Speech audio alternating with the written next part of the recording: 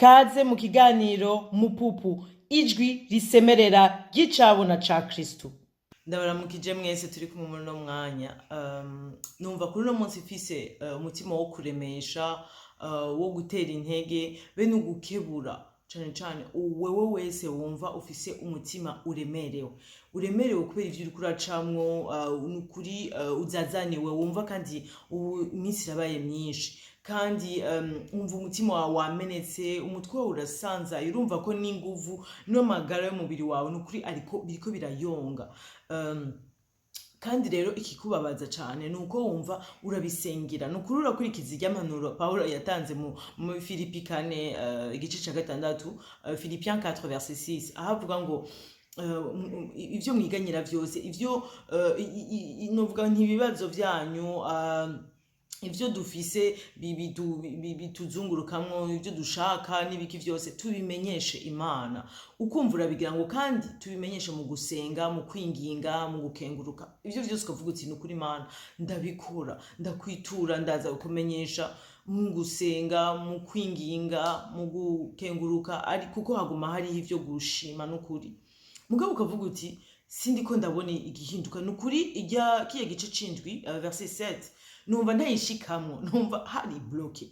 Hamwe bavuga ngo amahoro y'Imana, maze amahoro y'Imana asumba ivyo umuntu wese ashobora kwibaza, asumba ubwenge bw'umuntu wese, aza kuzura imitima yacu n'ivyiyumviro vyacu bigasubira gutora ubuzima. Haleluya muri Kristo. Mugabo wo kumva umenga ahubwo biguma ahubwo biba bibi gusumba. Je nanje aho hanahacenje gituma nukuri n'abafise umutima wo kuba hafi kandi nukuri ndagusangiza ico numvise mwe muyera yamnyagishije muri ico gihe. Bice bimbera umuti, bice bimbera nko nukuri vyambereye umuti wamenga uraje nukuri uje kunsubizamwo ubuzima kandi wamenga ni nko kunkangura aho nari nsinziriye ahantu ntarinzi itiro rirerire cyane, canke novuga ni hamwe wiyumva uri mu mwijima nyene umuntu agaca gukwega gushira mu muco. Ivyo nivyo ndakwatuye ko nawe mu mwanya ngenda gusangiza ico mpwemu yari yambwiye yanyagishije ko, kandi nawe wibuke kumbure hari ico umaze kuyagishwa mu bihe nk'ivyo, nukuri ucibuke kuko nanje niyo nsubiye guca mu bihe nk'ivyo nukuri nsubira kwibutswa ico gihe iki kintu nakuyemo, nkasubira kwisuzuma. Amen. Rero nawe bisubire kuba kunyene kuko umwanya turi ngaha ku isi tuzoba mu bihe bitoroshe, tuzoba mu bihe n'ivyoroshe ntacu. Mugabo Imana ishaka ko mu vyo ducamwo vyose vyoroha bigoye tumenye kungene tubihagararamwo nk'abanyentsinzi. Amen. Kandi yuko tumenye ko imitima yacu, eta y'umutima wacu, uko umutima wacu umerewe ari co cambere kiranje ishinga, canke novuga ngo gifise ubunini gusumba kuvuga ngo ibintu vyose, gusumba eta y'iyo situation niko nabivuga, gusumba uko ivyo bintu uri kuracamwo. Imana irajishwe ishinga nawe kwanza umutima wawe ko niyo vyohungabana, niyo vyogira iki uguma ufise ayo mahoro yawe. Nico gituma no muri iyo jambo tubwira ati amahoro y'Imana acaza kuzira imitima yacu.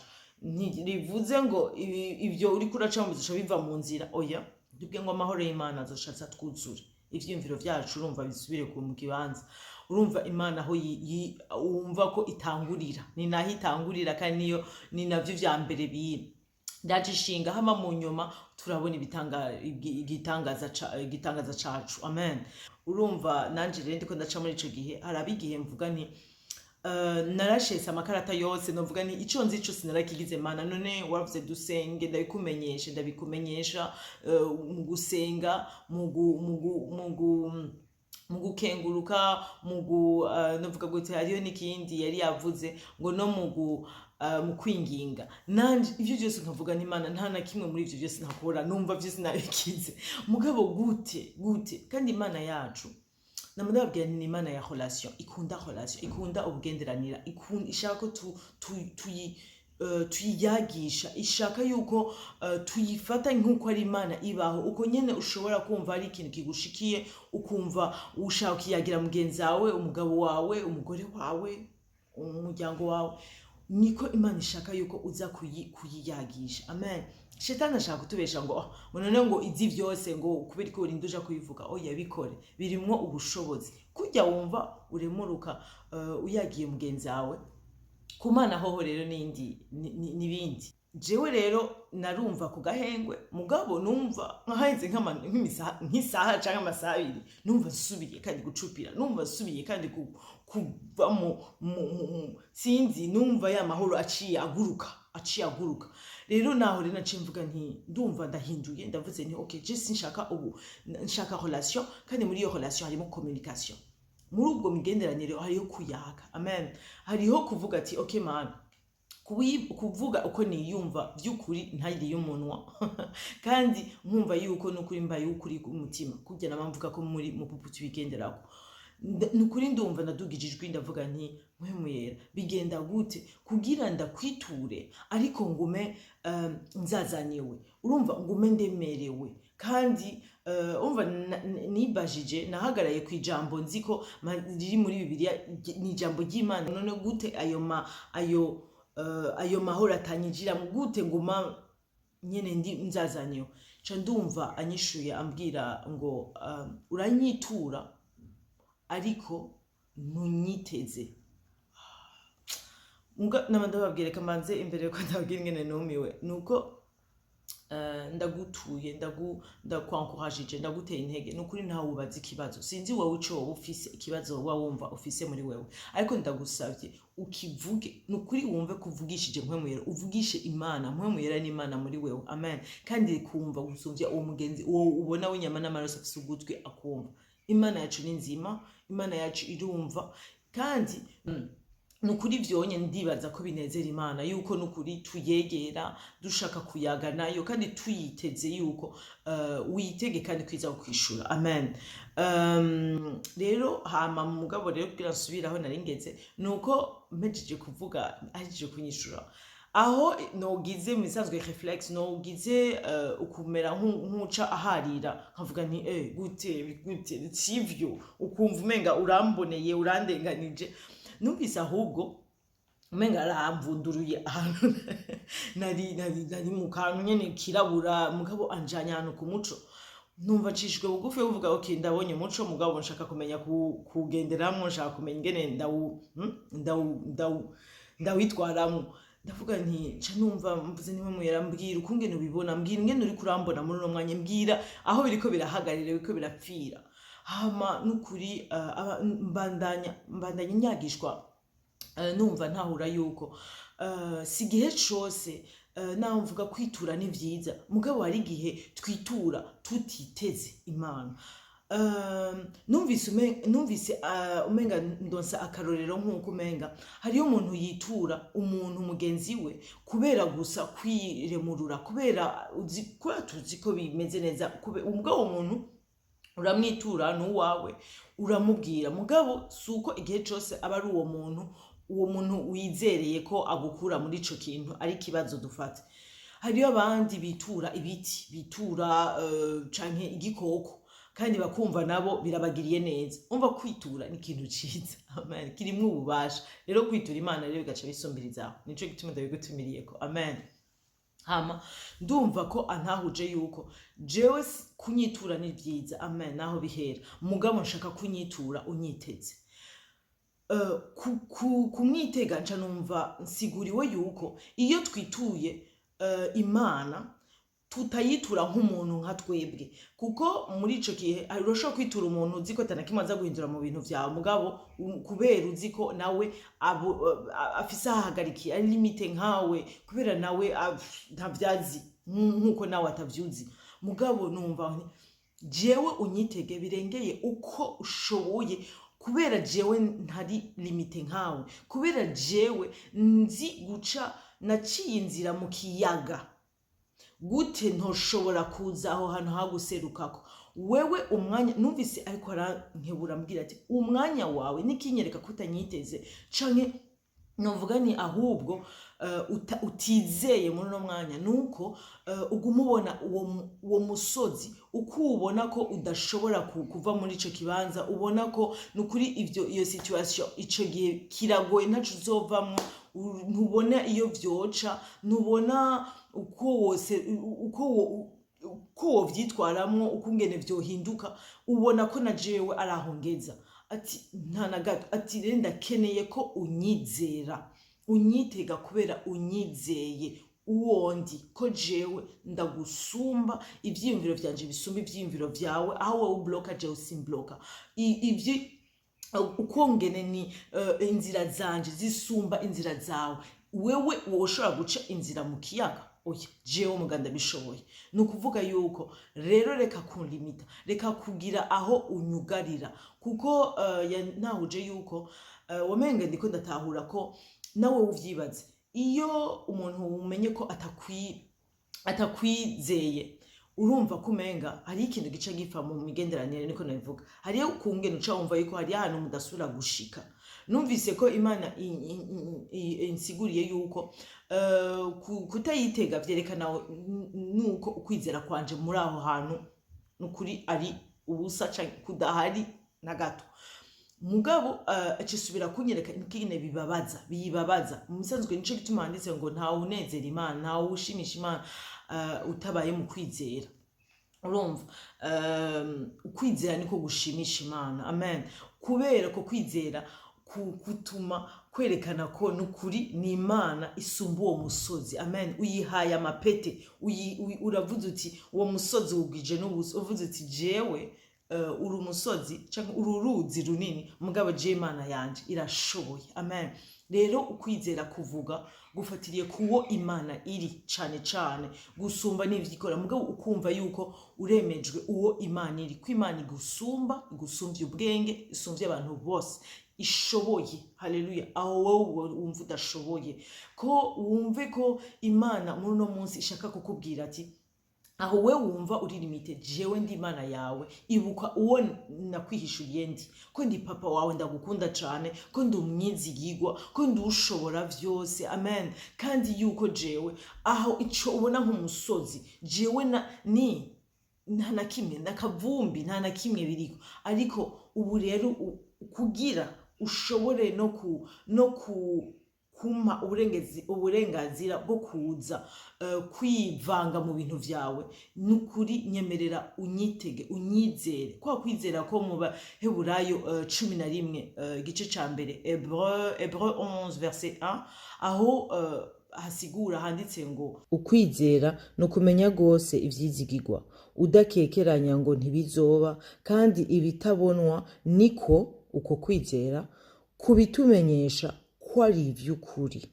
Haleluya. Nukuri uno munsi kubera umunsi uhaguruka ukavuga uti nukuri ndahagurutse, ndasubijwemo inguvu, ukwizera kw'Imana yanje ndagucakiye. Kandi umenye yuko niyo kujya dushoboye gusengera akazi, dushobora gusengera gukira, dushobora gusengera ibindi byose, niko no gusengera ukwizera Imana ibiture kuri, Imana ibikunda. Amen. Nibaze ko ari n'isengesho iryohera Imana. Haleluya. Kubera biza ni ikintu gikenewe cyane, gitumirira Imana mu buzima bwacu. Amen. Urumva rero nukuri niyaba bigoye muri no mwanya kwemera, ukumva biri kwizera, biri ukwizera kwa kubititswe, urashobora kuvuga uti Imana, nka wa wundi yavuga ati, abwira Yesu Kristo ati ngutabare utemera kwanje, kutizera kwanje. Nukuri uvuga uti Imana, muri no mwanya ndi mu bihe numva ko ukwizera kwanje kwakorotse pe, singo ndanagutora, ndumva bingora kwizera, kandi nzi Imana kuri Imana nziza, uri Imana y'umwizigirwa, uri papa wanje, ndabizi, mugabo numva bitapenetra, numva umutima wanje utari kurabi urabibamwo vy'ukuri. Mana mugabo nshoboza ko kwizera kwawe kuze kuba muri jewe, ndagusavye mpwemu yera, ingo wewe Mana muri jewe, uze nukuri usubire watsokariro ku kwizera muri jewe. Haleluya. Hamwe umba nukuri uriko agwana ingwano y'ukwizera, ugwanira ukwizera, aho wamara umwanya uriko uvuga Mana mpindurira ibi bihemenge, umwanya wawe ubu rero basi hindura strategy, hindura tactique, hindura uko ngene bigira ko n'ubundi gushika wabonye atanakibi gihinduka ubuhindura isengesho uvuga uti Imana mpa ukwizera mpa ukukwitega muri kino gihe birimo ukwizera wewe uri haleluya bimwe bica biza bimpindure Imana ishaka kudufasha mu bintu vyose binini bito ivyo twebwe twita binini canke bito niko nabivuga mugabo vyose irashaka mu makadetaye kose Imana ishaka ko tuyitumiriramwo amen kandi birayinezera kubera mu gihe ukwizera kwawe gusubiye guhagarara kugashimanga Imana ubu yugururiye umuryango amen yinjire mu mutima wawe kuzaniramwo amahoro umunezero haleluya kubera ubu unye kandi ubu urabironka kubera wuguruye umutima wawe ubu urabikapta ubu urumva biza bitembera muri wewe niyo ivyo bintu bitarahinduka haleluya ibintu ntibirahinduka nabwiye ni Imana yitayeho cane ijya mbere na mbere ubugwaneza muri wewe umutima wawe ko umererwa neza bigora bitagoye hama mu nyuma uyitumiye ukumva wakiriye amahoro n'umunezero wawe ni hamwe ucumera nk'umuntu novuga nti uha ikibanza cyose ngo utekereza ukaha aho wahora wigwanirira washaka gutora wowe nyene amasolution umenga ubu umeze nk'ubw'Imana ati ngo wewe rero nshiramwe ubwenge Mana nyene nyugurura amaso aho nari impumye haleluya amatwi yanje aho yari yazivye yugurure ubunye ntangure kumva ivyo ntariko ndumva Mana kwega zana bajya bari bicaye bajya ntashobora no kumenya kubajako canke ntanabashikira Imana itangura kwinjira kandi ivyo vyose ni mu kwizera haleluya ni mu kwizera si kubw'inguvu zacu si kubw'ubwenge bwacu si kubw'ubushobozi bwacu ariko ni kubwo ubushobozi bw'Imana ni kubwa mpwemu yari muri twebwe ni kubwa inguvu z'Imana haleluya urumva rero numva nshaka no munsi n'ukuri ndakwinginge n'ukuri umve uhindure wirukira Imana ukundi gushasha ukundi wirukira uvuga uti Imana kumbure ube ukuri mutima kuri wowe nyene no ku Mana uvuga uti Imana mbwira aho biriko birapfira iwanje je ndagusangije aho je vyariko birapfira bipfira yuko nitura Imana ariko ntayiteze gusa kuyitura nk'uyu umuntu yitura igiti urumva mugabo ntaco kiza guhindurira mugabo kumva nyene no kuremuruka ariko Imana nishaka gusa ko turemuruka Imana nishaka gusa yuko tugira agahengwe ku mwanya muto yigusa Imana ishaka yuko vy'ukuri duhagarara mu mahoro yayo vy'ukuri twumva ko turemye kandi tuzi ko ico kintu kizovayo ico kintu tuyihe ubugabo bwayo ubuntu bwayo tuyisubizemo tuyihagarike tuyibwira ati Imana wewe urashoboye aho je ntashoboye wewe urarengera aho n'uwo ari we wese yonserukako Mana ingo wewe ibera Imana ingo ubunye aho nahora mara umwanya medita ucumva bihindutse nico gituma n'ivyimviro vya bihinduka aho wa contempla no kuvuga aho wamara umwanya umedita kuri kungorane kubibazo ubu unye ucontempla umedita ku Mana yawe urumva numva nawe no munsi nshaka gusangiza uwo muti naronse ca numva n'umuti vy'ukuri kujya vyanditswe no muri Filipi 4 Philippiens 4 igice c'indwi verset 7 aho handitse ngo amahoro y'Imana acaza akakuzura umutima akanaguhindura n'ivyiyumviro numvise mwe yaranansigura yuko mu bisanzwe iyo n'ukuri uhagaze mu kwizera kw'Imana uzi Imana uwiri amen wumva ko n'ivyizigiro yuko ico kintu gishoboye guhinduka bica biza abari byo bifata le devant novuga gute nivyo bica biza gufata ikibanza ca mbere gusumba vya vyimviro vyaza bikwereka yuko vyaheze uraherewe ntibigishoboka nta vyizigiro bigihari vya bindi bikunyunyuza amagufa vya bindi biguheraheza nkuko vyanditswe muri Ezekiel 37 igice ca 11 Ezekiel 37 verset 11 aho hari herekana ukungene ukubura ivyizigiro binyunyura amagufa binyunyura ubuzima bwacu urumva rero ndumva ko Imana nawe uno munsi ishaka kubwira ati nukuri subira wibuke uwondi ni wibuke uwondi haleluya uraza kumva n'ivyizigiro biduze aho ivyimviro vyawe binahinduka haleluya ivyimviro vyawe biraza guhinduka kubera ucutangura kubona uvuga uti okay jewe sindiko ndabona uko bigire bigende sindiko ndabona aho bigire bice siko ndabona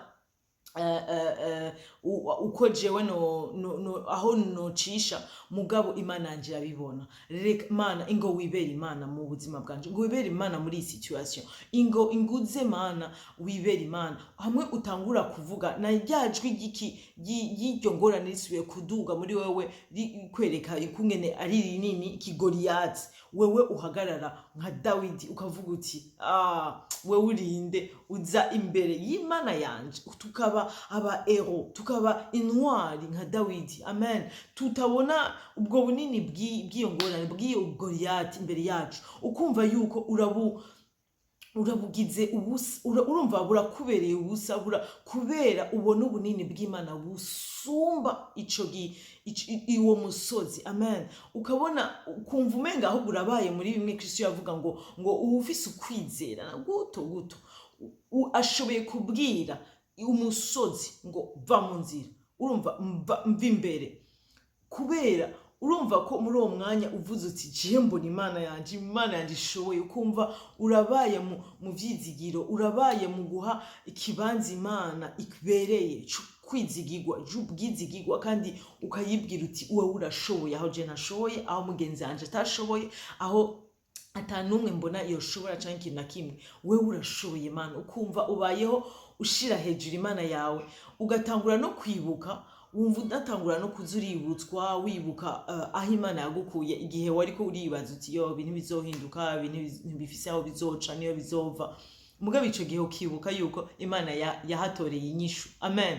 Ukumva usubire waheza kuyibutsa imana yawe ubukuru bwayo busumba uwo musozi, wa musozi watawe mu ruzi. Ubu imbere yawe ukontempla imana aho wakontempla umusozi, ubu ucutangura no kumva n'ivyiyumviro vyawe bigiyemwo ivyizigiro, hamwe wibuka ivy'Imana imaze gukorera mu buzima, aho ugeze ko atari wahishikanya ariko ari ubuntu bw'Imana. Amen. Hamwe wumva yuko nukuri numva nshaka kubwira ntiwemere shetani akunyunyuze amagara inguvu, kubera Imana amahoro yayo novuga gute ubuzima bwayo buri disponible, buri ngaho gusa kubera kutayitega, ukutizera kwacu umenga ntitwashika, turakibona ntitugifata.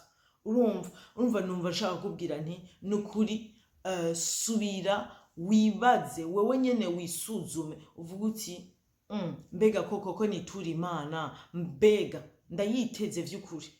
Okay, usubire wibaza uti mbega nigiki nyereka ko ndayiteze, mbega ndavyizeye ko ibintu uzomenya ko uyiteze, kubera uzotangura kumva utanguye kugira kwizera gusara, utanguye kugira ivyizigiro yuko yaguhinduriye ibihe vya kera no bihindura. Umva kwa kwizera kukwereka ati imana yawe iyo ariyo. Amen. Kukwereka yuko imana yawe isumba ivyo bintu uri kuracamwo. Haleluya. Urumva rero numva nshatse kukubwira gumizamo itege.